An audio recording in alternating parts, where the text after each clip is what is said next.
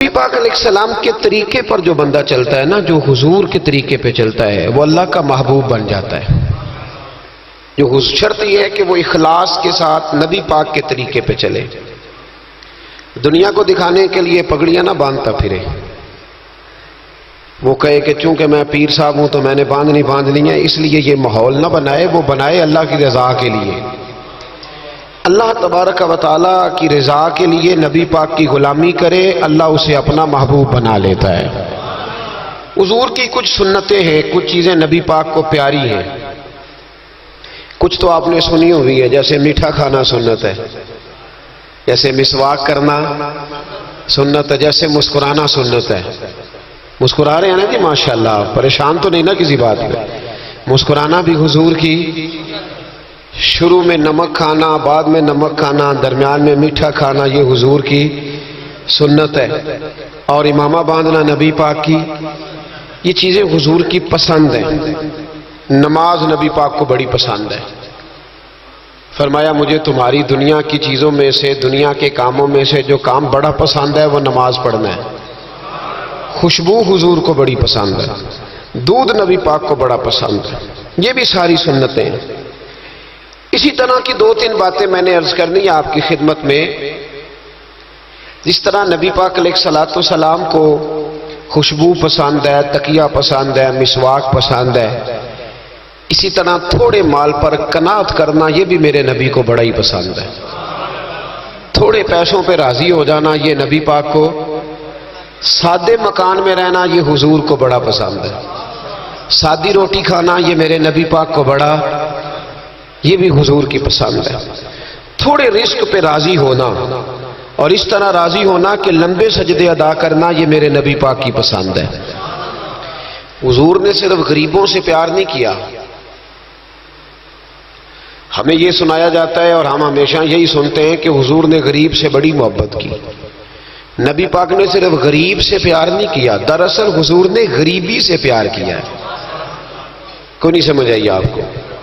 حضور نے صرف غریبوں سے پیار نہیں کیا، نبی پاک نے، اس کا معنی یہ ہے کہ حضور نے غریب رہنا پسند فرمایا ہے۔ غریبوں کی طرح رہنا نبی پاک نے، سادہ مکان، ایک وقت کا کھانا اور سادی غذا، جس طرح غریب نہیں رہتے پرانے گھروں میں، کچے مکانوں میں، ٹوٹی چٹائیاں، ایک دو پیالے گھر میں، لمبے چوڑے برتن کوئی نہیں، یہ نبی پاک کی پسند ہے، یہ رسول پاک کی پسند ہے۔ اس کو محبوب جانا ہے نبی پاک صلی اللہ علیہ وسلم، حضور نے اس کو پسند کیا۔ حاتم تائی کی بیٹی قیدی ہو کے آئی، جب اس کے قبیلے پر، اس کے علاقے پر مسلمانوں نے حملہ کیا تو حاتم تائی کا جو بیٹا تھا عدی بن حاتم، وہ اپنی بہن سے کہنے لگا ہمیں پتہ ہے مسلمانوں کا مقابلہ نہیں کر سکتے تو بھاگ جانے میں بہتری ہے، چلو بھاگ چلتے ہیں۔ تو بہن کہنے لگی بھائی تو نے بھاگنا ہے تو بھاگ جا، میں سردار کی بیٹی ہوں، میں قوم کے ساتھ جیوں گی، قوم کے ساتھ مروں گی، تو نے بھاگنا ہے تو بھاگ جا۔ عدی بھاگ گئے ڈر کے۔ یہ خاتون جو تھی ان کو گرفتار کر لیا مسلمان عورتوں نے، تو کہ یہ تلوار لے کے آئی تھی لڑنے کے لیے۔ ابن اسحاق ابن حشام دونوں کتابوں میں روایت موجود ہے۔ یہ خاتون کہتی ہے کہ میں نے بڑے تگڑے سوال تیار کیے، کیونکہ معاذ اللہ ثم معاذ اللہ میرا خیال تھا وہ نبی نہیں، وہ بادشاہ ہیں، وہ ایک اسٹیٹ کے سربراہ ہیں، وہ حکمران ہیں، میں معاذ اللہ نبی نہیں۔ میں نے بڑے تگڑے سوال تیار کیے اور میں اپنے آپ سے کہہ رہی تھی میں ایسی ایسی باتیں کروں گی مسلمانوں کے نبی سے کہ انہیں جواب نہیں آئے گا، معاذ اللہ ثم معاذ، نقل کفر نہ باشد۔ کہتی ہے میں حضور کے سامنے لائی گئی گرفتار کر کے، اور جب مجھے حضور کے سامنے کھڑا کیا گیا نا تو میرا سر ننگا تھا۔ توجہ ہے میری بات پر؟ میرا سر ننگا تھا تو میرے ذہن میں بڑے سوال تھے، میری گردن اکڑی ہوئی تھی۔ حضور نے میرا ننگا سر دیکھا تو محبوب ممبر سے اٹھے، اپنے کندھوں سے مدثر والی چادر اتاری اور حضور علیہ السلام نے حاتم تائی کی بیٹی کے سر پہ دے دی۔ بی بی کہتی ہے جب حضور کی چادر آئی تو میری اکڑی ہوئی گردن خود بخود جھک گئی نیچے کی طرف، خود بخود جھک گئی۔ سوال ابھی بھی میرے ذہن میں موجود تھے۔ اتنے میں ایک صحابی حضور کی بارگاہ میں آئے اور عرض کرنے لگے یا رسول اللہ صلی اللہ علیہ وسلم یہ کافر کی بیٹی ہے، مشرک نجس ہوتا ہے، تو میں اپنی چادر نہ دے دوں، آپ اپنی لے لے، کافر کی بیٹی ہے۔ تو محبوب نے اس کی طرف جلال کی نظروں سے دیکھا، فرمایا خاموش ہو جا، بیٹیاں برابر ہوتی ہیں، تیاں سانجیاں ہوندیاں نے، بیٹیاں بولیے جی پکی بات ہے، بزرگ چپ کر جائیں، نوجوان بولے بیٹیاں، اللہ آپ کو خوش رکھے، تیاں سارے دیاں، ہاں ہاں، اگر تو کسی کے گھر گندی نظر ڈالے گا تو تیرا گھر بچ نہیں سکتا، پکی بات۔ یہ نقد و نقد سودا ہے، جس نے اپنا گھر پاک رکھنا ہے وہ دوسروں کے گھروں کا محافظ بنے، پکی بات۔ بیٹیاں خبردار خبردار، کسی کی بچی کی عزت سے کھیلنے کی کوشش نہ کرنا، ورنہ اللہ تبارک و تعالیٰ بڑی سخت سزا دیتا، بچو۔ وہ کہتی ہے جب حضور نے کہا نا بیٹیاں برابر ہوتی ہیں تو میرے اندر سے ایک آواز نکلی، میں نے کہا او حاتم تائی کی بیٹی تو غلط تھی، یہ بادشاہ نہیں ہے تو اللہ کے سچے رسول ہیں، بادشاہ تو سخت سزائیں دیتے ہیں۔ کہتے ہیں حضور میرے قریب آئے اور آ کے کہنے لگے تو سردار کی بیٹی ہے، تیرے باپ میں اچھی خصلتیں پائی جاتی تھی، بتا تیرے ساتھ کیا معاملہ کروں، کیا معاملہ، یہ حضور کی پسند ہے، کیا معاملہ کروں؟ تو کہنے لگی میں چاہتی ہوں مجھے آزاد کر دے۔ کہتی مجھے امید نہیں تھی، حضور کہیں گے ٹھہر جا، بیٹھ جا، بات کرتے ہیں، مشاورت ہوتی ہے، پھر اس کے بعد کوئی فیصلہ ہوتا ہے، کہا آزاد کر دو۔ کہتی حضور نے میرے کہنے پر فوراً ہی اگلا جملہ ہی نہیں کہا، فرمایا جا تو آزاد ہے۔ کہتی ہے میں نے ایک جملہ اور کہا، میں نے کہا میں اکیلی نہیں جاؤں گی، سارا قافلہ آزاد کرو، اب تنگی یہ داماں پہ نہ جا، اور بھی کچھ مانگ ہے آج وہ ماہل باتا، اور بھی کچھ مانگ۔ کہنے لگی اکیلی نہیں جاؤں گی، سارا قافلہ سارا قبیلہ آزاد ہو۔ حضور نے فرمایا تو پتہ نہیں کیا سوچ رہی ہے، تو جہاں آئی ہے وہاں سے خالی جاتا ہی کوئی نہیں، سارا قافلہ۔ حضور نے فرمایا ابھی اس کے قبیلے کو کھانا وانا کھلاؤ اور سارے ہی آزاد کر دو۔ واپس گھر گئی تو اپنے باپ کو، اپنے بھائی کو بلایا، بلا کے کہنے لگی بھائی وہ بادشاہ نہیں وہ نبی ہیں، بادشاہ نہیں وہ، اب تو جن کو فقیر ہونا چاہیے تھا وہ بھی بادشاہ بن گئے۔ بادشاہ سلامت، بادشاہ سلامت، میں رات بورے والے میں تھا، بھئی مہربانی پیسے نہ لے کے آئیے گا، باپ اپنی اپنی جگہ پہ بیٹھے، یہ کام بالکل نہ کریں، اللہ آپ کو خوش رکھے، برکت دے۔ میں اس کو حرام نہیں کہتا، پر یہ سٹائل نظرانے کا درست نہیں، اس سے بچا کریں، ورنہ پھر وہی بندہ چنگا لگنا جنہیں پیسے لے کے آنا ہے، دوجیاں دا دل کرنا ہے ٹوری جانتے چنگے نے، اس لیے اس چکر سے باہر نکل ہے تاکہ قوم سمجھدار ہو جائے، بالکل یہ کام نہیں کریں۔ سنیں اور یاد رکھیں، میں تھا وہاں دور تو دو تین بچے نا یوں ہاتھ باندھ کے کھڑے ہو گئے۔ اب حضور نے فرمایا کہ اس طرح کا معاملہ نہ کرو جیسے مجوسی اپنے بادشاہوں کے ساتھ کرتے تھے۔ میں کہ پتر بیٹھ جو، کہندے نہیں ساڈی ڈیوٹی ہے، میں کہ کیس لائیے، میں بادشاہ سلامت ہوں تو بیٹھ جو کرسی تے آرام نال، کیا چکر چل گیا ہے، ہاتھ باندھ کے کھڑے ہونا، کونوں میں کھڑے، کیا اس کا مطلب؟ ادب اداب ہیں کرنے چاہیے، لیکن کیا لوگوں کو سزا ملی ہوئی ہے کہ وہ بیچارہ جو غریب آدمی ادب اداب صرف اس کی ذمہ داری ہے؟ ماڑا آیا تو پیر صاحب نے ادب پہ لگا دیا اور تگڑا آیا تو خود ادب کرنا شروع کر دیا، یہ کس قسم کا تماشا ہے؟ یہ کوئی طریقہ نہیں، ادب اداب ہونے چاہیے، لیکن غریبوں کو سزا، انہیں سزا نہ دو اگر بیچارے آ گئے ہیں تمہارے آستانہ عالیہ پہ۔ بہرحال آمدام برسر مطلب کہنے لگی میں دیکھ کے آئی ہوں، جو بادشاہ نہیں نبی ہے۔ تو ادھی کہنے لگا میں عورتوں کی باتوں پہ یقین نہیں کرتا، میں خود جا کے دیکھوں گا۔ میں نے کہا غریبی میرے نبی کی پسند ہے، حضور نے اللہ سے غریبی مانگ کے لی ہے، کہا یا اللہ مجھے زیادہ پیسے نہ دینا، ایک وقت کی روٹی دینا۔ اور حضور فرماتے رب نے اختیار دیا ہے، اگر میں چاہوں تو خود پہاڑ سونے کا بن جائے اور میرے ساتھ چلا کرے، پر میں نے اللہ سے زیادہ دولت مانگی۔ او بھائی دولت بڑی پیاری ہوتی تو سب سے زیادہ میرے نبی کی تجوریوں میں ہوتی۔ حضور نے دولت بانٹی ضرور ہے، لیکن حضور نے اس سے پیار، یاد رکھے ہم تو پاگل ہو گئے پیسوں کے پیچھے بھاگ بھاگ، جو سڑک پہ ادھر جا رہا ہے وہ پیسے دینے جا رہا ہے، جو ادھر جا رہا ہے وہ لینے جا رہا ہے، پیسے کا ہی چکر ہے سارا، پیسے کا ہی چکر، پیسے۔ ایک صاحب نے فون کیا، کہنے لگے کو ٹائم دے دے، تو میں نے کہا بس یار وقت تھوڑے دے دے، کہتے تو خوش کر دیں گے۔ میں کہ مثلا تو کی کرے گا؟ کہتے جننے پیسے کہو گے لب جائیں گے۔ تو میں نے کہا یار ہر ایک کو بکاؤ مال نہ سمجھا کر، ہمارا بہت زیادہ ریٹ ہے، تو دے ہی نہیں سکتا۔ کہنے لگے کون دے سکتا ہے؟ میں نے کہا دنیا میں کوئی بھی نہیں دے سکتا، ہمارا ریٹ ذرا زیادہ ہے۔ ہم نے اگر ریٹ مانگنا ہوا تو قیامت کے دن غوث اعظم جیلانی سے جا کے مانگیں گے، یا ان سے مانگیں گے جن کے نام کی دہائی دیتے رہے ہیں، تعریف مصطفیٰ کی کرے، اور نتیجہ ہم دنیا داروں سے مانگیں، انہی سے لیں گے نتیجہ جن کے قصیدے ساری زندگی گائے ہیں۔ ہاں تو اس لیے چکر سے باہر آمدام برسرے مطلب ادی کہتے ہیں کہ میں خود جاؤں گا پھر جا کے دیکھوں گا۔ ادی مدینے آئے دیکھنے، اور جب بندہ کسی کو دیکھنے آتا ہے تو تنقیدی نظر سے آتا ہے۔ کہتے ہیں میں مسجد نبی میں پہنچا تو کچی زمین پر غلاموں کے ساتھ، ادھر دیکھو یہ بھی تو حضور کی سنت ہے نا جی۔ حضرت ابو ہریرہ صحیح سند کی حدیث بخاری میں فرماتے ہیں حضور کے ساتھ ایک سفر میں تھا، نبی پاک علیہ السلام نے فرمایا کھانا نہ پکا لے، حضور پکا لے، فرمایا تو گوشت لے آ، تو اس طرح کر، مسالہ جات تیار کر لے، تو فلاں چیز کر لے۔ آخر میں حضور فرمانے لگے میں لکڑیاں کٹھی کر کے لاتا ہوں جی۔ اللہ کرے پیرانو حدیث زبانی یاد ہو جائے، آمین تے آکھیا جی۔ میں لکڑیاں کٹھی کر کے لاتا ہوں، لکڑیاں۔ عرض کی یا رسول اللہ ہم کر دیں گے، تو محبوب نے فرمایا سارے کٹھے نہیں جا رہے، کوئی عرض نہیں، میں بھی لے آؤں گا۔ تو فرماتے حضور اٹھے اور لکڑیاں کٹھی کر کے لائے۔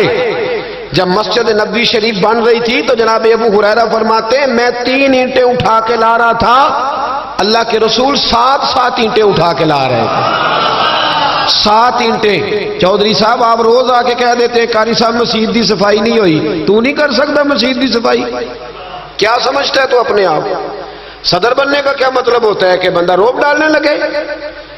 دنیا میں جو سب سے زیادہ عزت والا اور بڑا ہوتا ہے وہ وہی ہوتا ہے جو اللہ کے گھر میں جھاڑو دیا کرتا ہے۔ کیا لوگوں نے معیار بنا لیا ہے؟ یہ معیار ہے، جو قوم کا بڑا ہوتا ہے وہ قوم کا خادم ہوتا ہے۔ ادی کہتے ہیں میں مدینے آیا تو میں نے نبی پاک علیہ السلام کو غلاموں کے ساتھ کچی زمین پہ بیٹھے دیکھا، اور غلام بھی کون؟ ایک طرف حضرت بلال حبشی بیٹھے اور دوسری جانب حضرت عمار بن یاسر بیٹھے، کہتے ہیں حضور بیچ بیٹھے، کھانا کھایا جا رہا ہے، اور حیران میں اس وقت ہوا جب اسی پلیٹ سے نبی پاک بھی کھا رہے ہیں اور بلال حبشی بھی کھا رہے ہیں ساتھ بیٹھ کے حضور نے۔ ادی کہتے ہیں میرے دل پہ چوٹ لگی، میں نے کہا نہیں یار، یہ بادشاہ نہیں، یہ بادشاہ جو اس طرح غریبوں کے بیچ بیٹھ کے روٹی کھائے۔ ہمارے تو بادشاہ غریبوں کے حق میں تقریر کرتے ہیں نا، ویسے ان سے پوچھو کہ اس گاؤں سے ڈنگے کا کرایہ کتنا ہے، اور پھر ڈنگے سے لالے موسے کا کتنا ہے، ان کو کوئی پتہ نہیں۔ ان چودھریوں کو بچوں کو کھڑے کر کے پوچھو کبھی چنے کی دال کا بھاؤ کیا ہے، کدی آندھی ہوئے تو پتا ہوئے نا، ان کو کیا پتا؟ ان کے گھر میں تو آ جاتی ہے، اللہ جانے کہاں سے آتی ہے، ہم بدگمانی نہیں کرتے۔ لیکن حضور ایک پلیٹ میں کھانا کھا رہے۔ ادی کہتا میں سمجھ گیا یہ بادشاہ نہیں۔ پھر میرے دل میں شیطان نے وسوسہ ڈالا، میں نے کہا مسجد کچیا ہو سکتا ہے، مکان بڑا پکا ہو، بنگلہ بڑا عالی شان ہو۔ حضور کی عادت مبارکہ تھی جب کوئی مہمان آتا تھا تو یا مسجد میں اصحاب صفہ کے ساتھ رکھتے تھے یا کسی صحابی کو دے دیتے تھے، وہ اپنے گھر لے جاتے تھے۔ ادی کہتے ہیں میں نے جب سلام کلام کیا نا، دل میں خیال تھا کہ گھر بڑا عالی شان ہوگا، تو محبوب فرمانے لگے میرے دل میں خیال ہے، دیکھیے میرے نبی کو اللہ نے کتنا علم غیب عطا فرمایا ہے۔ کہتے ہیں میرے دل میں خیال ہے، مصطفیٰ کریم فرمانے لگے یار تو یہاں نہ بیٹھ، چل میں تجھے گھر لے چلتا ہوں۔ خیال آیا مسلمان نیک و بد پہچان جاتے ہیں، اور محمد آدمی کے دل کی باتیں جان جاتے ہیں صلی اللہ ہو۔ میں بریلی شریف میں تھا تو اعلیٰ حضرت کے بھائی مولانا حسن رضا خان صاحب رحمۃ اللہ علیہ، ان کے پوتے تھے شیخ الحدیث مولانا تحسین رضا خان صاحب، بڑے اچھے شاعر تھے اور نعت کی صنف سے بڑے آگاہ تھے، بڑا عمدہ مطلع کہتے تھے، مزہ آ جاتا تھا۔ تھوڑی سی مجھے بھی دلچسپی رہی شاعری سے تو میں بڑا خوش ہوتا تھا۔ ایک دن میں نے ان سے کہا کہ حضرت جی کو تازہ قطع کہے، تازہ ہونا چاہیے۔ فرمانے لگے چلو 10 منٹ کا ٹائم دو، ابھی کہہ دیتے ہیں۔ تازہ قطع کہا، کہنے لگے علم غیب رسول کے منکر اس حقیقت کو بھول جاتے ہیں، غیب مانا کہ راز ہے لیکن راز اپنوں سے کب چھپاتے ہیں۔ غیب مانا کہ راز ہے لیکن راز اپنوں سے کب چھپاتے ہیں؟ تازہ قطع کہا۔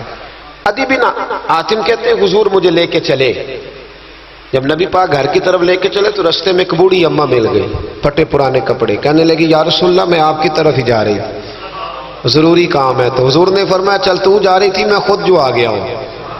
عدی کہتے ہیں چوک میں اس بوڑھی نے حضور کو کھڑا کر لیا۔ کبھی دیکھے آپ نے اپنا وزیر چوک میں کھڑا؟ آپ کو اسی ایم پی اے کدی نہیں دیکھا، وزیر تو دور رہ گیا، چوک میں کھڑا کر لیا نبی پاک صلی اللہ علیہ وسلم، اور وہ بی بی اپنے دکھڑے سنانے لگی۔ کہتے قربان جاؤں وہ دیر تک باتیں کرتی رہی اور نبی پاک سنتے رہے۔ عدی کہتے ہیں میرے دل پہ دوسری چوٹ لگی، میں نے کہا جو اس طرح غریبی سے پیار کرے وہ بادشاہ نہیں، وہ اللہ کے سچے رسول ہیں۔ حضور مجھے گھر لے گئے، جناب سیدہ طیبہ طاہرہ حضرت عائشہ صدیقہ رضی اللہ تعالی عنہا کے حجرے میں، اور حضور جب اندر لے گئے تو ایک چٹائی پڑی ہے کھجور کی چھال کی، وہ بھی پھٹی ہے دو جگہ سے، ایک مٹکا، دو پیالے، ایک تکیہ جس میں کھجور کی چھال بھری ہوئی ہے۔ کہتے حضور مجھے لے گئے، میں نے محبوب کا وہ مکان جنت نشان، میں نے وہ مکان دیکھا جہاں حضرت جبریل حاضری دینے آیا کرتے، میں نے وہ مکان دیکھا جس کے دروازے پہ 70 ہزار فرشتے ڈیوٹی کرتے، میں نے وہ مکان دیکھا۔ کہتے میں حیران ہو گیا۔ حضور مجھے بٹھا کے گئے دوسرے کمرے میں، اور وہاں سے حضور سرکہ لائے، کھجوریں لائے، تھوڑا سا کھانا لائے، کہتے میرے سامنے رکھا۔ اب میں نے اس کھانے کی سادگی کو بھی دیکھا، لگے جو مزدور شاہ ایسا، نہ دھن نہ دولت سربراہ ایسا، فلک نشیں کا زمین پہ گھر ہے، میرا پیغمبر عظیم تر ہے۔ کہتے حضور صلی اللہ علیہ وسلم نے کھانا دیا تو حضور کی وہ سادگی، ادھر دیکھیں اس بندے میں سادگی نہیں نہ ہوتی، اس میں اپنائیت نہیں ہوتی۔ آپ کو سمجھ آئے تب بھی ٹھیک ہے، نہ آئے تب بھی ٹھیک ہے، پر میں آپ کو بڑی بات سمجھا رہا ہوں۔ جس میں سادگی نہیں ہوتی اس میں اپنائیت، وہ تو دیکھتا ہے کہ اس کے کپڑے اس قابل ہے کہ نہیں، میرے سینے سے لگ بھی سکتا ہے کہ نہیں، اس میں اپنائیت۔ جو لوگ سادے نہیں ہوتے ان کے زیادہ رشتے نہیں ہوتے، ان کا لوگوں سے زیادہ پیار، اس لیے کہ وہ تو انتظار کرتے ہیں، کہتے ہیں میرے نال دی جتی پائے گا تو میرے نال ٹرے گا۔ جو سادے ہوتے نا، سادے جو لوگ غریب پرور ہوتے، ان کے رشتے بڑے پیار بڑا، محبتیں بڑی، زمانہ ان سے بڑا وابستہ ہو جاتا ہے، اس لیے کہ وہ لوگوں کے قریب آ جاتا ہے، وہ نیچے اتر کر لوگوں سے ملتے گلتے، وہ یہ نہیں دیکھتے میرا قد کتنا بڑا ہے، وہ یہ دیکھتے ہیں یار سامنے والے کا پیار مجھ سے کتنا ہے، وہ نیچے اتر کر لوگوں سے۔ کہتے ہیں نبی پاک علیہ الصلوۃ والسلام نے بڑا سادہ سا مجھے کھانا دیا، جب میں کھا چکا تو حضور فرمانے لگے سارا کچھ تو آپ نے دیکھ لیا، کیا پروگرام ہے، کب جانا ہے آپ نے؟ دیکھ لیا سارا کچھ، اگلا پروگرام بنائے۔ تو عدی کہتے ہیں میں دور بیٹھا تھا، میں اٹھ کے قریب آ گیا، میں نے کہا محبوبہ اب کہاں جانا ہے، مجھے کلمہ پڑھائیں، میں مسلمان ہونا چاہتا ہوں۔ یہ غریبی حضور کی پسند ہے، تھوڑے پہ گزارا کرنا سیکھو۔ پتہ ہے دنیا میں سب سے زیادہ سکھی کون بندہ ہے؟ وہ بندہ سکھی ہے جسے اللہ نے جو دیا ہے نا وہ اس پہ راضی ہو گیا ہے، وہ بندہ بڑا سکھی ہے۔ جو دائیں بھی دیکھتا ہے بائیں بھی دیکھتا ہے، کسی کی کار دیکھتا ہے، کسی کی ہیوی بائک دیکھتا ہے اور ٹینشن میں رہتا ہے۔ سکھی رہنا چاہتے ہو تو جو اللہ نے دیا یہ حضور کی پسند ہے۔ دوسری بات، معاف کرنا میرے نبی کو بڑا ہی پسند ہے۔ کیا کرنا؟ بول کے بتائیں، بول۔ نبی پاک کو بڑا، آپ بھی معاف کر دیتے ہیں نا جی؟ ہمارے ہاں معافی نہیں ہوتی، صلح ہو جاتی ہے۔ چوری صاحب پریشر پایا صلح کر لو، کہنے چلو ان چودھری دی کیویں موڑیے، صلح کر لینے، پھر جدو قابو آئے گا دیکھی جائے گی۔ تو یہ معافی نہیں ہوتی۔ یہ کیا ہوتا ہے؟ آپ جب کسی کو معاف کرتے ہیں تو آپ کا قد اونچا ہوتا ہے۔ ایک پتے کی بات لکھی ہے میرے اعلیٰ حضرت نے، اسے پلے سے باندھ لو۔ اعلیٰ حضرت فرماتے ہیں بدلہ لینے والا پریشان رہتا ہے اور معاف کرنے والے کو اللہ سکون عطا فرما دیتا ہے۔ معاف کرنے والے کو اللہ، اگر سکون چاہتے ہو تو معاف کرنا سیکھو، درگزر کرو۔ درگزر حضور کی پسند ہے۔ نبی پاک معاف کرنے کو بڑا پسند کرتے۔ لمبی چوڑی بات دل میں بسا کے رکھنا، بغض پالنا، کسی کے خلاف پلاننگ کرنا، یہ حضور کو پسند۔ نبی پاک ایک جنگ سے واپس آ رہے تھے، تلوار مبارک ہاتھ میں تھی، تو ایک جگہ حضور کا آرام کرنے کو دل چاہا۔ اللہ کے محبوب صلی اللہ علیہ وسلم نے اپنی تلوار درخت سے لٹکائی، حضور آرام کرنے لگے، باقی صحابہ دور دور آرام کر رہے تھے۔ غوث بن حارث نام کا ایک شخص تھا، بخاری میں موجود ہے، کافر تھا، اس نے حضور کو آرام کرتے دیکھا، حالانکہ نبی پاک فرماتے ہیں میری آنکھیں بند ہوتی ہیں، دل میرا جاگتا رہتا ہے۔ اس نے دیکھا حضور علیہ السلام کی تلوار لٹک رہی ہے تو آ کے تلوار اتاری، جب تلوار اتاری تو حضور کی آنکھ کھلی، کوئی بے چینی نہیں، اللہ کے حبیب اطمینان سے آرام کر رہے۔ کہنے لگا اے محمد ابن عبداللہ، سب کہیے صلی اللہ علیہ وسلم، اے محمد ابن عبداللہ صلی اللہ علیہ وسلم، اب آپ کو مجھ سے کون بچائے گا؟ کون بچائے گا؟ میرے محبوب کا توکل دیکھیں، بھروسہ دیکھیں، یقین دیکھیں۔ حضور اٹھ کے بیٹھ گئے، دستار مبارک کو سیدھا کیا، فرمانے لگے مجھے میرا رب بچائے گا، مجھے میرا رب بچائے گا۔ جب آپ کی زبان سے یہ لفظ نکلے تو وہ کانپنے لگ گیا، کافر کانپا، اس کے ہاتھوں سے تلوار گر گئی۔ اللہ کے محبوب نے اٹھ کے تلوار پکڑ لی، فرمانے لگے مجھے تو میرے رب نے بچا لیا ہے، وہ تو بتا تجھے کون بچائے گا؟ مجھے میرے رب نے۔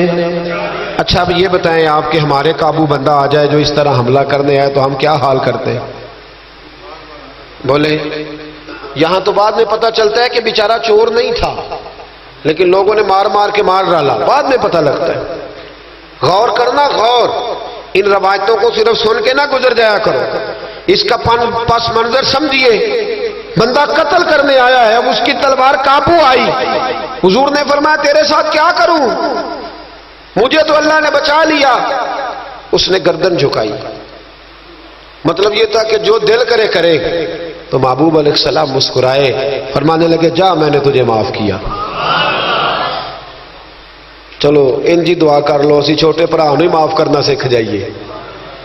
چلو کوئی ساس سورا نو ہی معافی دے چڑے، کوئی نو ہی ساس سورے نو معاف کر چڑے، کہیں تو معافی ملے، کہیں تو جان چھوٹ جائے۔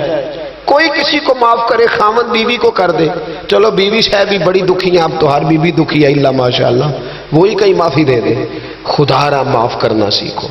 اتنا بغض اندر بھرا ہے، سالوں بیت گئے، رشتہ دار ایک دوسرے سے مل نہیں رہے، معافی نہیں دے رہے۔ فرمایا جا تجھے معاف کیا۔ وہ شخص جانے لگا تو اگلے لفظ قاضی ایاز مالکی نے شفا شریف میں لکھے، جب جانے لگا تو حضور نے آواز دی، واپس آیا۔ محبوب فرمانے لگے یار تو اتنی دور سے چل کے آیا ہے، میرا طریقہ نہیں مہمان کو خالی بھیجنے کا، لیکن اب یہاں سفر میں تجھے کیا دوں، تو اس طرح کر یہ تلوار میری تحفے میں لے جا، کر کے دکھا نا تو بھی ایسے، تو حضور کی غلامی کا دعویٰ نہیں کرتا۔ یہاں تو پوری ملت کا نقصان ہو گیا، پر دیندار کہلانے والوں نے ایک دوسرے کو معاف نہیں کیا۔ یہاں تو نظریے اور جماعتیں داؤں پہ لگ گئی، لیکن دیندار کہلانے والے ایک دوسرے کو معاف نہ کر سکے۔ اللہ جانے وہ کیا ایسی باتیں تھی جو رہ گئی سینوں میں، بستیاں اجڑ گئیں پر ہم معاف نہ کر سکے، چند باتیں نہ دلوں سے نکال پائے، ایک نظریے کہ لوگ ایک جگہ اکٹھے بیٹھنے کے قابل نہ رہے، جا تلوار لے جا۔